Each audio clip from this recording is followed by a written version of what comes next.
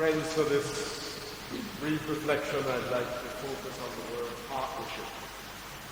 Partnership. And I'm using a text from one of the readings set for the lectionary for today, proper 7. 2 Corinthians chapter 6, verse 1 to 3. 2 Corinthians chapter 6.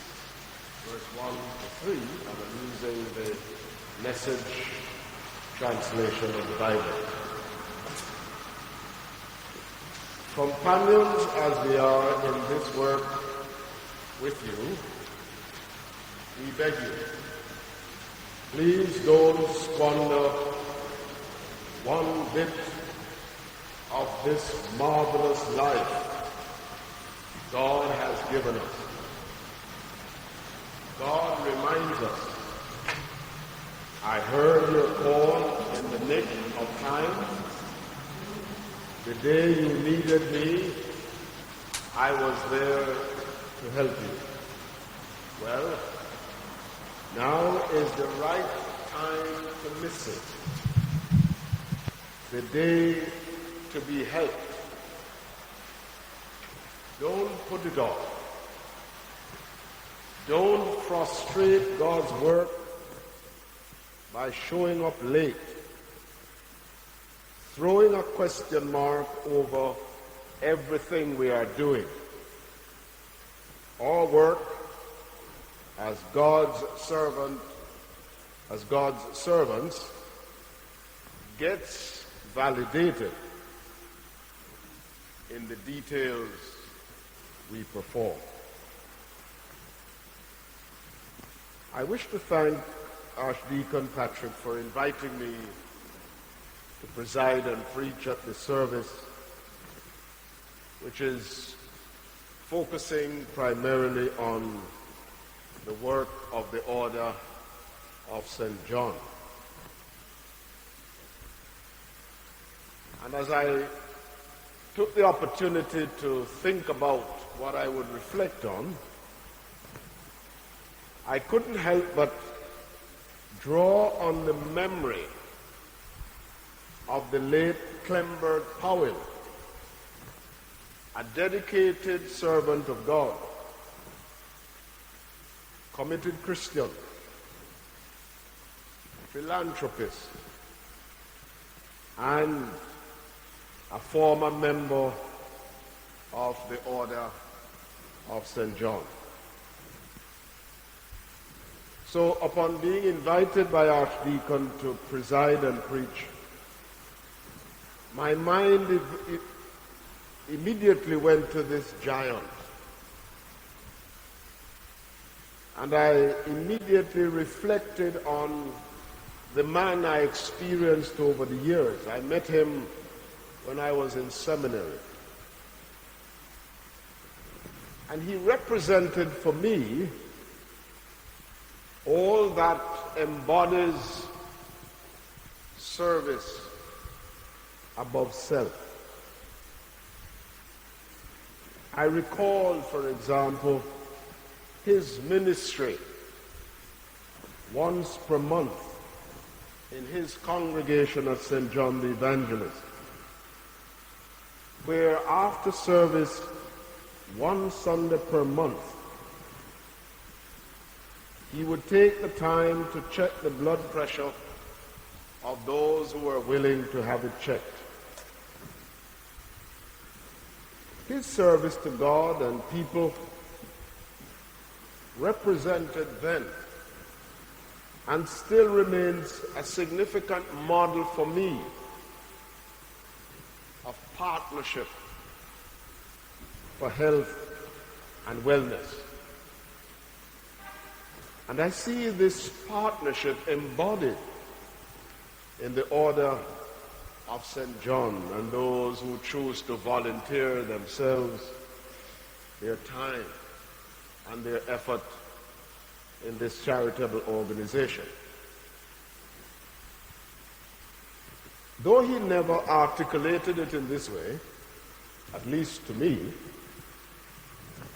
I have no doubt Mr. Powell's work demonstrated the desirability to have all stakeholders, indeed all citizens of our country, work together for the health and well-being of our nation. Indeed, when I see the present chaos in the healthcare system, with accusations and counter-accusations of accountability and transparency, I cannot help but recall the saying, doctors differ, patients die. I am fully aware of the dangerous place we are in when we play politics with health care, as we do with education and security and other aspects of our national life. Clembert Powell represents for me, is an example, a model of what it means to be a citizen working to build a nation under God, which, as our motto says, seeks to play our part, or play her part, in advancing the welfare of the whole human race. This is a commitment to serve. And the Order of St. John and its volunteers represent this commitment to service above self. Here's a description of the organization, part of which is in the bulletin that you have. It says in part, and I quote, St. John Ambulance, Jamaica, a registered charity and humanitarian organization operating in Jamaica for over 120 years. We enable individuals to preserve their health and quality of life through ambulance services, training, health care resources, relief, and charitable services to the community. We have a rich heritage of caring, compassion, and health care. We promote the relief of sickness, distress, and suffering, helping others at some of the most vulnerable moments in their lives. Unquote. I have no reason to doubt the commitment of the organization to this mandate and the association with this congregation here at St. Luke, whose patron, Luke the physician, is a model of what it means to dedicate oneself, one's community, and one's nation to healing. Clembert Powell represents all of this to me. A commitment to health care for himself. He died in his 90s. A commitment to health and healing for his congregation and community and to our nation. So at this time in our history, as we strive to attain developed world status, in a Jamaica where everyone may live, work, raise family, and do business, I am convinced that taken seriously, the government, in partnership with organizations like the Order of St. John, is able to blaze a trail towards the health and well-being of our nation. In fact, though the option to partner with other external entities to host the now T20 World Cup of Cricket was declined by our government, I am of the view that with more intentional partnership with organizations like St. John, we would have been able to mobilize our state, private, and other resources in order to host this competition. Nevertheless, this is a lesson we can learn in going forward. This country can advance itself in a much greater way if all of us work together in partnership for the development of our country. So, with the recognition that we face a number of challenges, while at the same time recognizing that greater partnerships are able to help us to advance ourselves as a nation, I wish to reflect on the second letter of Paul to the Corinthians, chapter 6. Here we see St. Paul, against the backdrop of addressing congregations with some who were close to violently opposed to his ministry, questioning his own role and status as apostle. St. Paul did not take the differences personal. Instead, he focused on the value of partnership, using the word companion. And so he sought to highlight the value of relationships. If partnerships and companionships are to flourish. Koinonia is the Greek word that he used to describe this partnership, this companionship. It is an approach to relationships which suggests teamwork. It suggests partnership, cooperation, collaboration, which is described by the priest and poet John Donne, who says in one of his poems, "No one is an island to him or herself." Here the poet suggests all of us are connected. And therefore, as it is framed in a statement on the website of the Order of St. John, quote, "Our task is to help others at some of the most vulnerable moments in their lives," unquote. This statement sums up for me the core value of partnership. That is, our interconnectedness.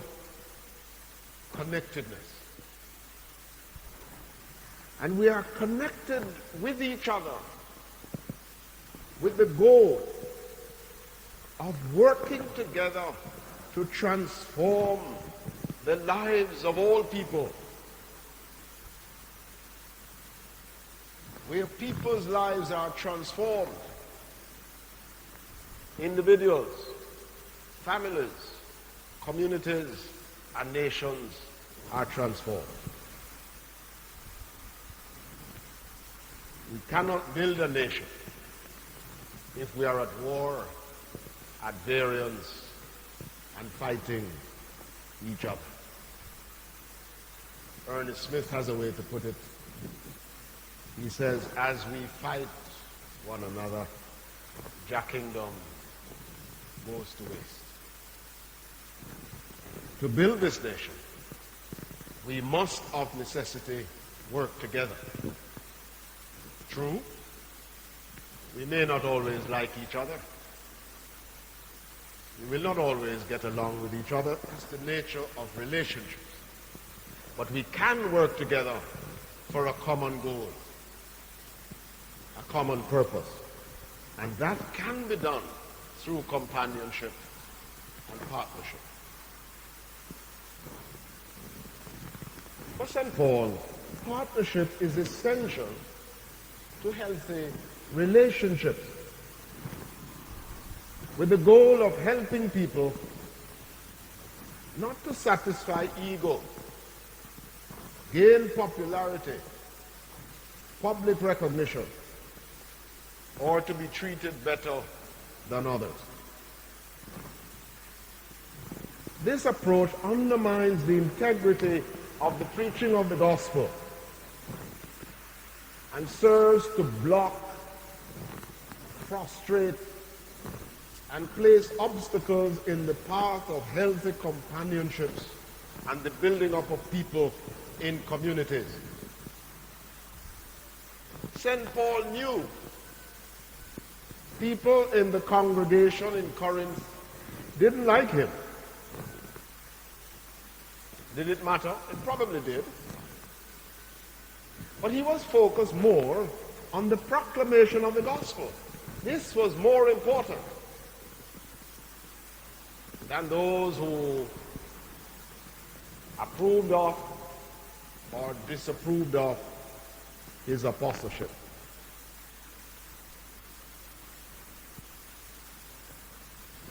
St. Paul, therefore, in the midst of the conflict,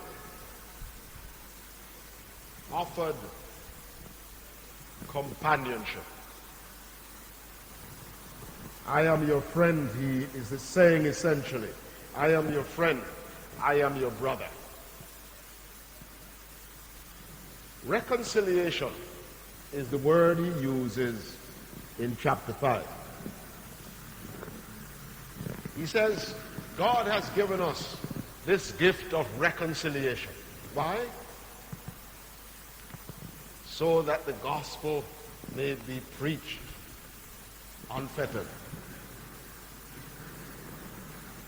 He says reconciliation is a gift from God. So in pursuing reconciliation,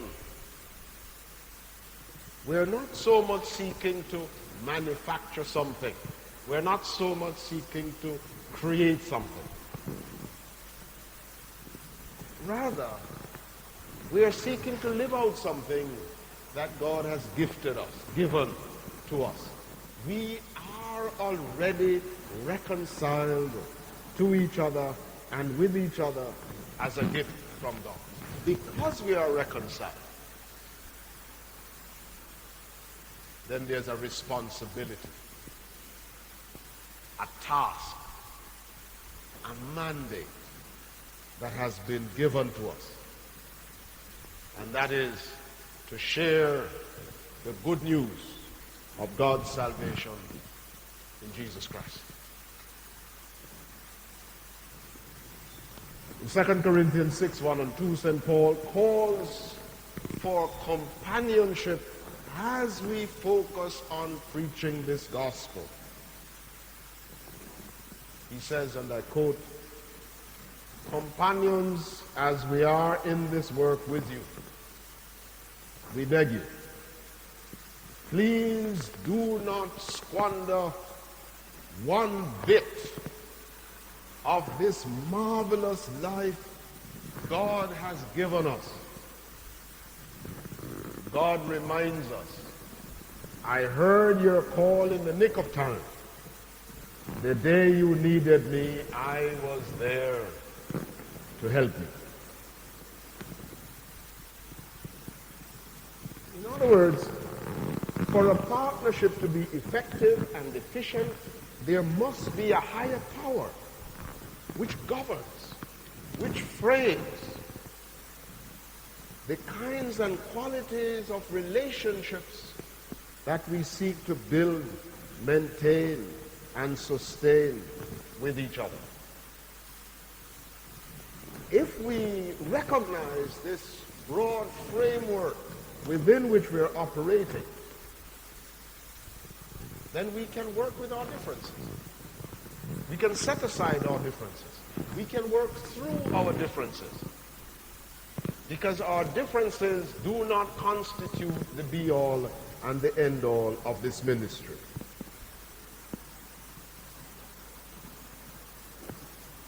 So trust in a higher power must spur us on to caring for those whom God has entrusted to us. And this care is stronger. This ministry of care is stronger to the extent that we can do it in partnership and in companionship with each other. The Latin word for companion literally means sharing bread with each other. And the beginning of the Order of St. John in Jerusalem in the 11th century had as its base caring for people and caring especially for those who were most vulnerable in that society at the time, because what was happening in the 11th century, a number of people were coming into Jerusalem because of displacement, because of poverty, because of famine. They were hungry, they were tired, they were thirsty, they were homeless, they were frustrated, and the order emerged in the context of poverty, devastation, and degradation.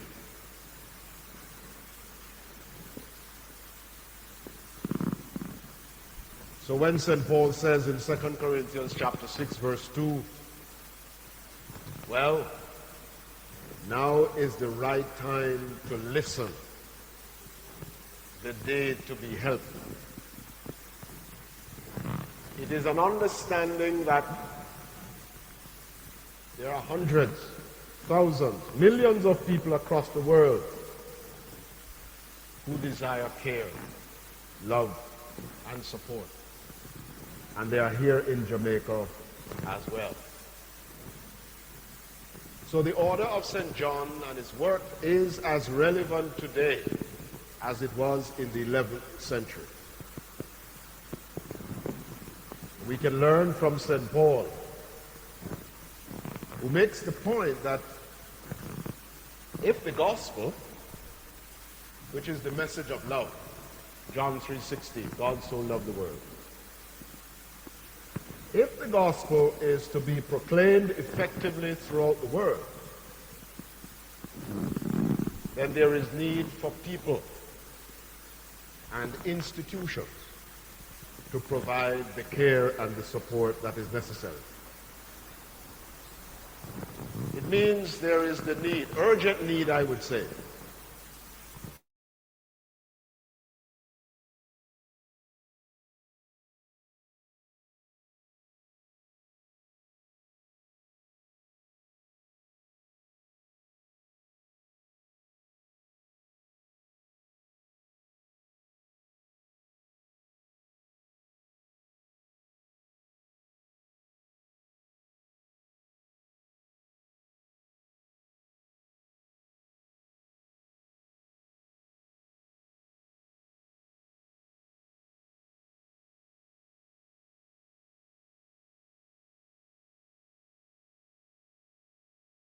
we are to listen twice as much as we speak.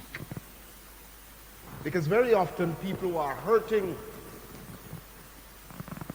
need more a listening ear than for us to tell them what to do.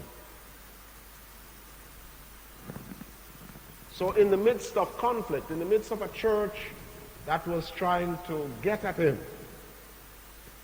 St. Paul encourages Christians to set aside their differences in order to focus on the task of preaching the gospel. Because in recognition of the challenges and the difficulties being experienced by people in Corinth in the first century, he says it is the gospel, the power of the gospel that is able to transform and change people's lives for good.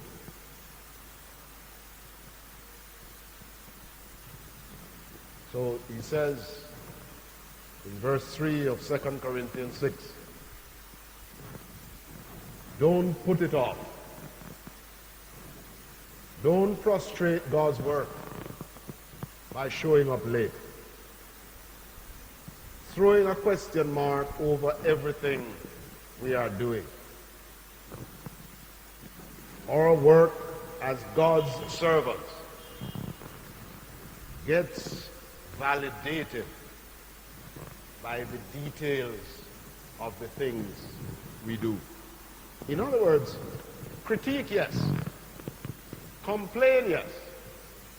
Challenge, yes. But in the final analysis, keep the proclamation of the gospel, keep the love and the care and the support of people in the forefront.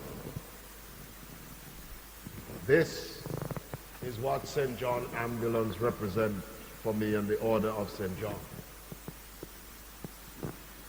So there are many things wrong with this nation and society,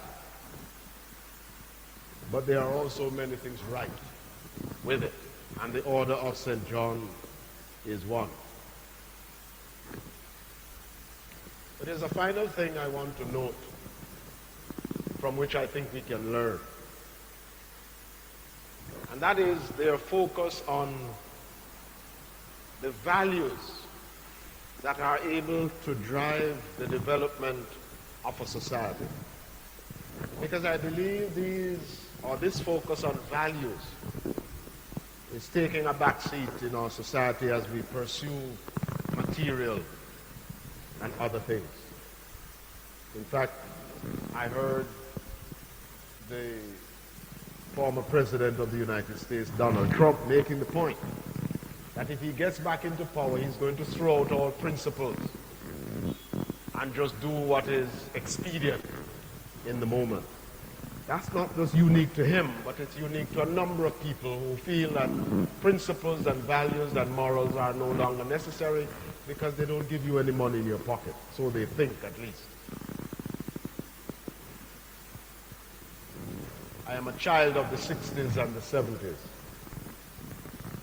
I remember years ago when the JOS bus system operated in the corporate area.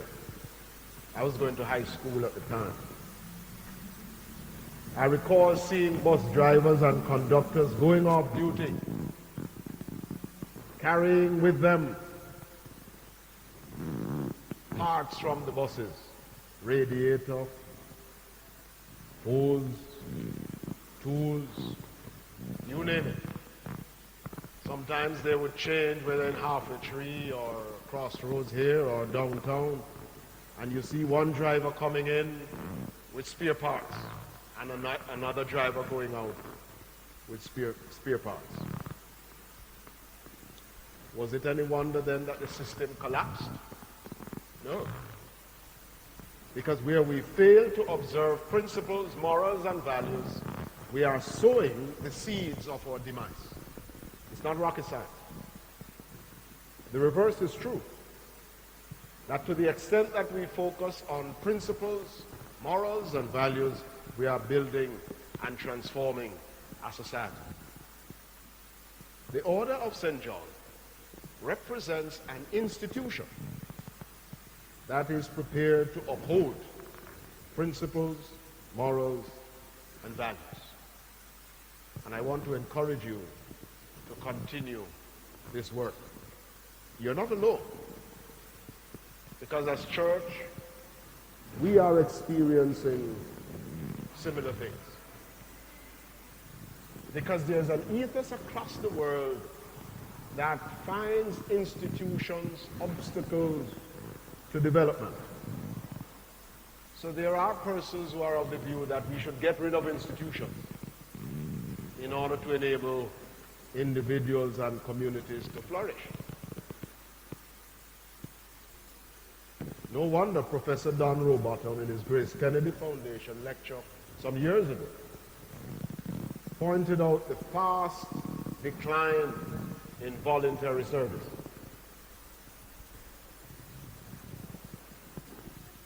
And coupled with that is the cynicism and disregard for institutions. Yet at the same time, I am not surprised at the fast decline of morals and values in the society, because the institutions that are charged with the responsibility to pass on, model, exemplify, and teach morals and values are in disarray. Family, church, school. Therefore, these institutions are critical to the development and the flourishing of any society. And that is why I'm focusing on partnerships. So the last thing I want to say is from St. Paul in 2 Corinthians 6:30, very short phrase. He says, open wide your hearts. Open wide your hearts. I think it was a last-ditch attempt to persuade the Corinthians to be open to working together as companions and partners for the spread of the gospel. And I believe that this is critical, this openness is critical for our development as a nation and a society. Because we say that by 2030, Jamaica must be a place where people can live, work, raise family, and do business. That's 6 years away. How are we and where are we in terms of positioning ourselves to attain this goal in 6 years' time? I leave that judgment to you, but what I want to say is that St. John Ambulance, by focusing on values, represent an institution that is capable and able to push us, propel us forward to attaining those goals if there are more partnerships with institutions and organizations like that. So I end where I started. The model of Clembert Powell. He is just one of numerous persons who have served the Order of St. John. But I knew him personally, and so I've chosen him as an illustration for this message. His life represented for me the values espoused by the organization, and values that are timeless. Love, compassion, care, support, and others. In the final analysis, our families, communities, and institutions, our government, and other institutions in our country will flourish if there is effective partnership. Partnerships are ultimately driven by companionship. Companionships are driven by values, morals, and principles. These will work, can work, must work if we can pause to set aside our differences and work together for the good of our nation. Thanks be to God for the Order of St. John. May God continue to bless and prosper your work. In the name of the Father, and of the Son, and of the Holy Spirit.